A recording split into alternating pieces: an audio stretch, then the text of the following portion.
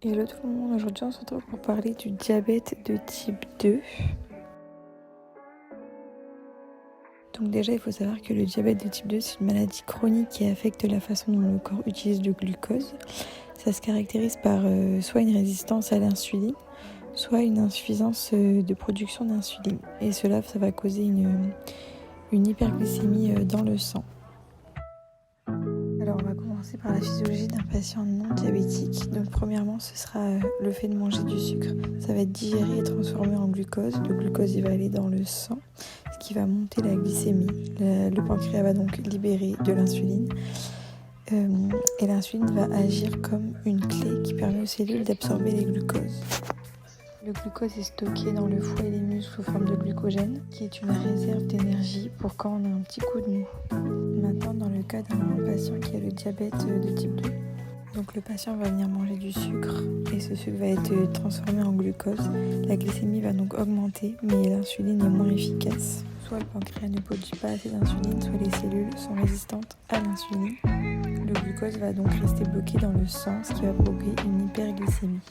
Et cela va être traité par plusieurs traitements qu'on verra par la suite, qui peut éviter des conséquences à long terme pour ce patient diabétique. Concernant les causes, donc premièrement il y a le surpoids et l'obésité. Deuxièmement il y aura plutôt la sédentarité, le manque d'activité. Ensuite ce sera tout ce qui est alimentation déséquilibrée, trop de sucre, trop gras. Et enfin la prédisposition génétique, les antécédents familiaux. Maintenant, concernant les signes cliniques diabète de type 2, donc c'est la soif intense, l'envie d'uriner fréquemment, la fatigue chronique, la faim excessive, la vision floue et les infections fréquentes. Donc maintenant, on va parler un peu plus des complications. Donc à court terme, ce sera simplement hyperglycémie et hypoglycémie.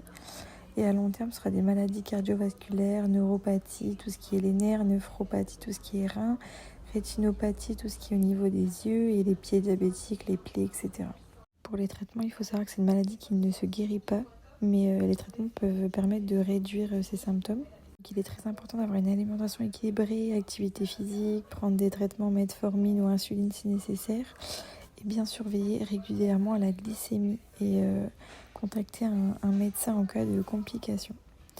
Voilà, j'espère que ça vous a plu. N'hésitez pas si vous souhaitez d'autres pathologies en particulier.